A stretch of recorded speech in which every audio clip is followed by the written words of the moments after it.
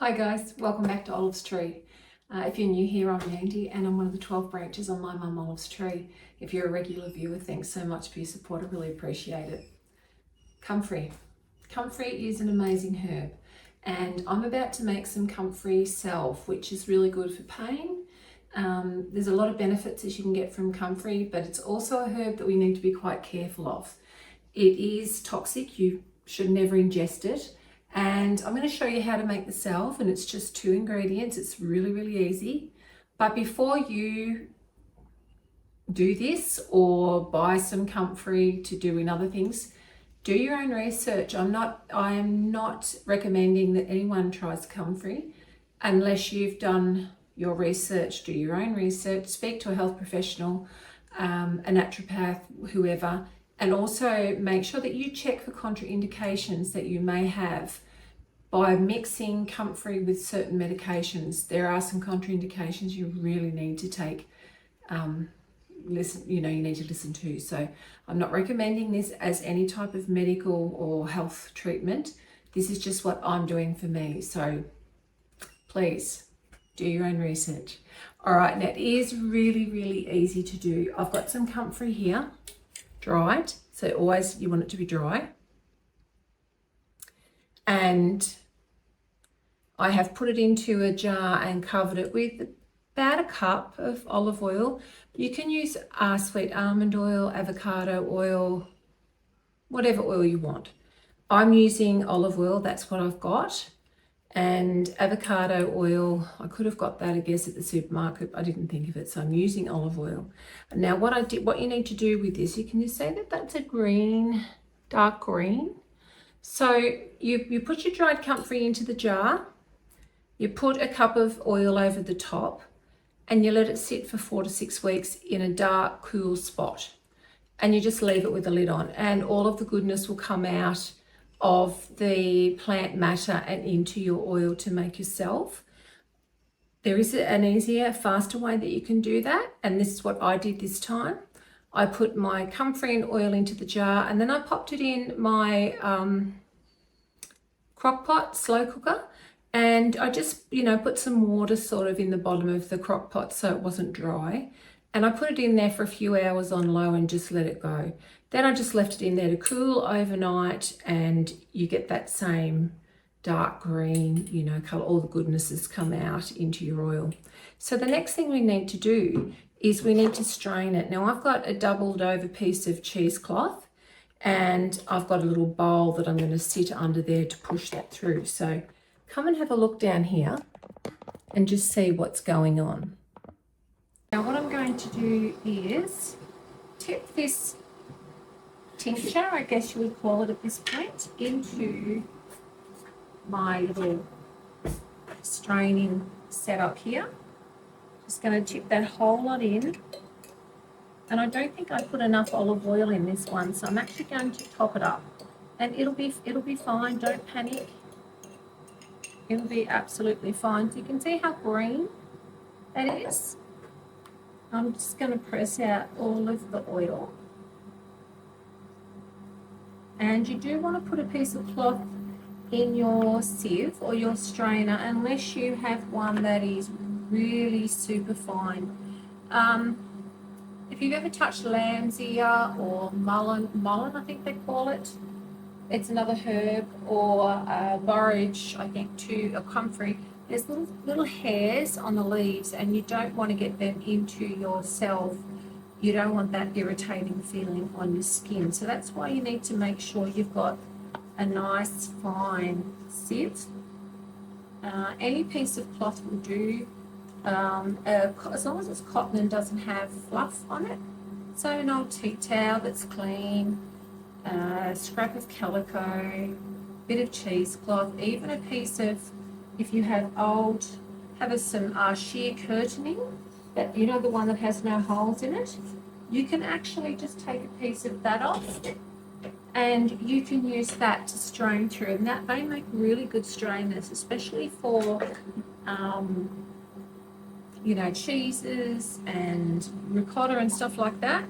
So okay, so I didn't put quite a cup in. I've got about 2/3, 3/4. I'm just going to top it up because there's no point doing a smaller batch.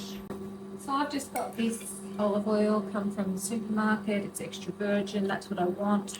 My skin gets so dry on chemo, which I'll start again next week, and it just splits and bleeds. So the more emollient, or the richer emollient that I can get into salves and balms and things, the better for me. So I've got a nice big full cup there now, and you can see it's very richly coloured. It's very green. And I know that olive oil is, has a tinge of green in it, but you can see in the bowl that this is very, very dark. It's a really, really easy thing to make. And, it's something if you want to get into making salves and some homemade products of this sort of nature, they're really easy to do, and this is a great one to start with. So the only other ingredient we need is some beeswax. And this beeswax smells like honey, fresh honey. I just ordered a block and I'm going to chop it up. So you can use pellets, you can use, whatever type of beeswax that you can get your hands on. So I want this on kilograms. That's 110 grams.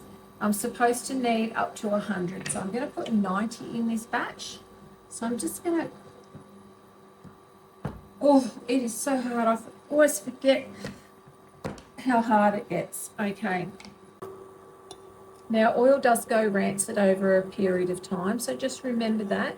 You don't want to think you're going to keep it for 12 months or whatever. You want to make it and use it, which is why I'm only making 1 cup.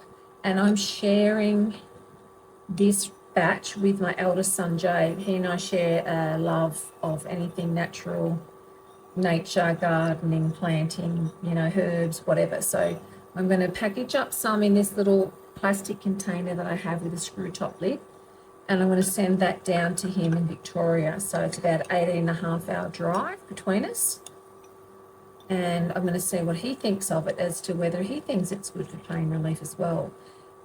One really, really important thing that you must remember with this salve is never apply it to broken skin. You must never put it over a cut, a sore, a burn, because it does speed up the healing on our skin.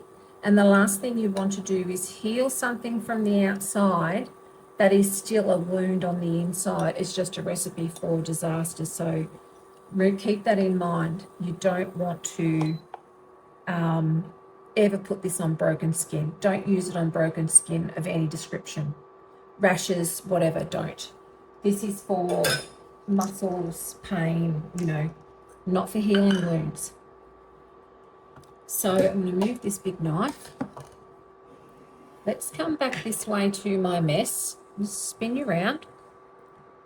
So this jar is what I'm going to use, and this is what I'm sending to my son Jade. And look, you can see a little drop there on the board. It's already set.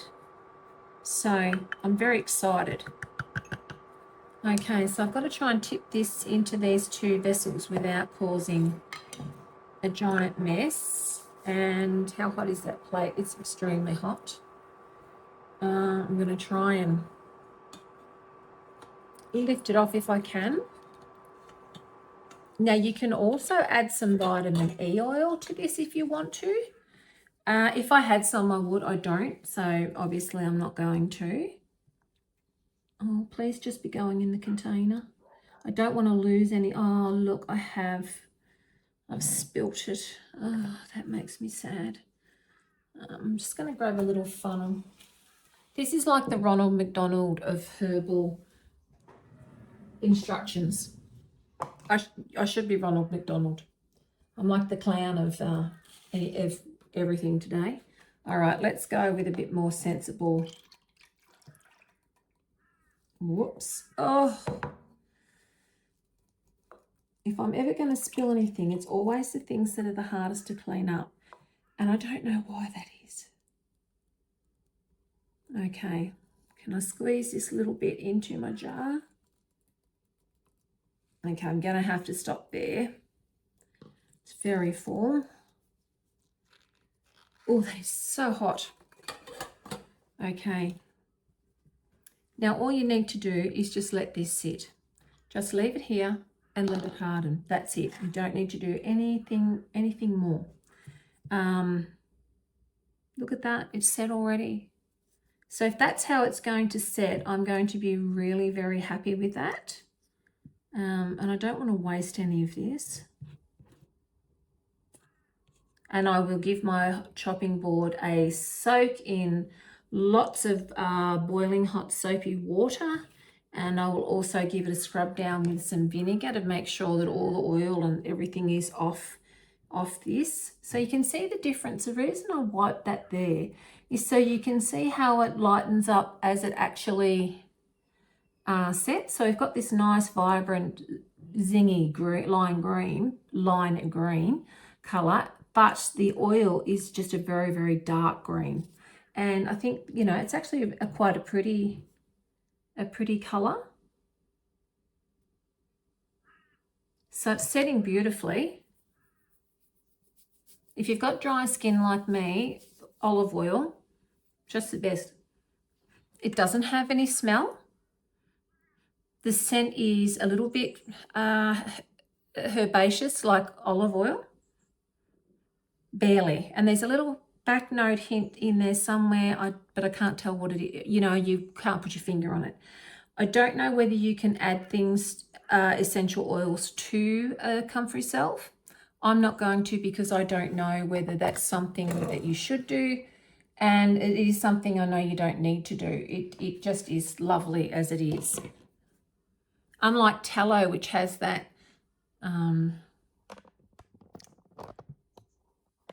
so unlike tallow that has that little scent of beef, even when they've got beautiful essential oils in there, because my smell sense is really heightened through chemo and from chemo permanently, I can really smell it. And I love tallow, but I start to feel a bit nauseous when I'm on chemo. So this one, I'll just get a little bit more.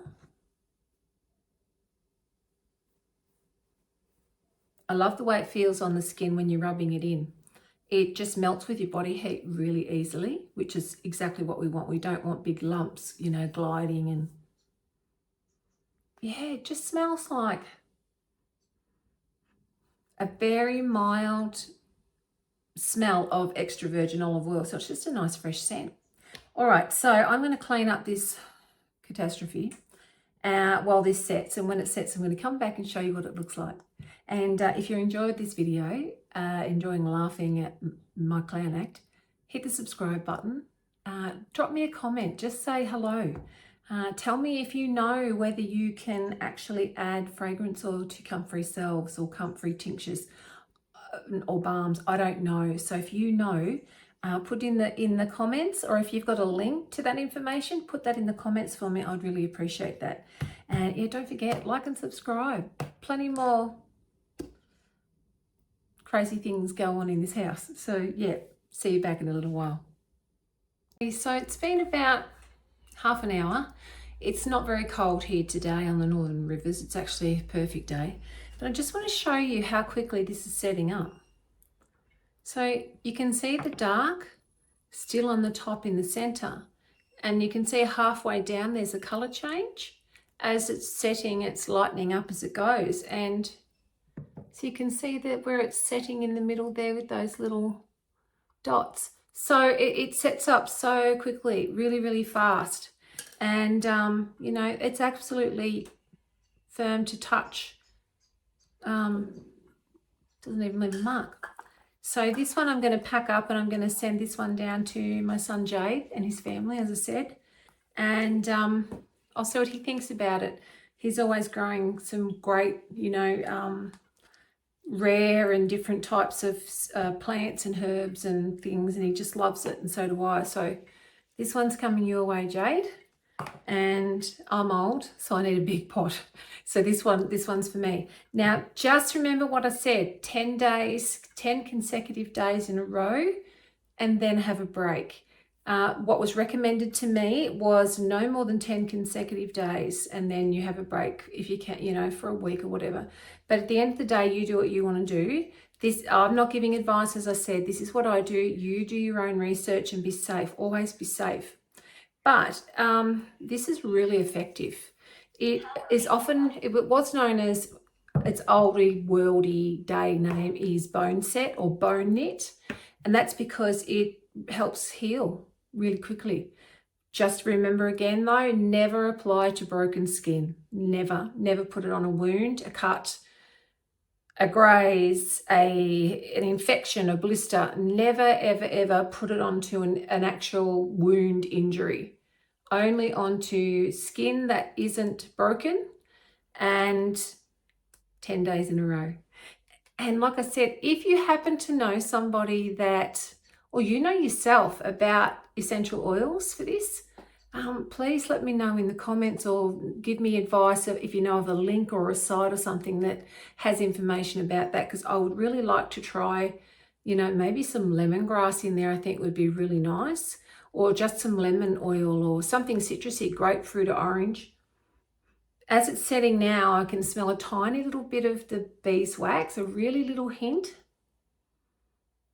The tiniest little hint of beeswax, more so than olive oil. So there you go. So when it was hot, I couldn't detect the beeswax. Now I don't really detect the olive oil. So there you go. Alrighty, so I'm going to pop the lid on that one. And I'm going to just let it sit somewhere so that it can set up. I'm going to put this one in the fridge and wrap it up and post it, so it's traveling a long way. And yeah, so thanks for stopping by. Don't forget to like, share and subscribe. Drop me a comment, and I'll see you tomorrow. I think we're doing some well, it's choco season, so I think I'm going to do some choco pickles, so I'll try and get it up as quick as I can. All right, take care everybody. I hope the world's treating you all kindly. Bye for now.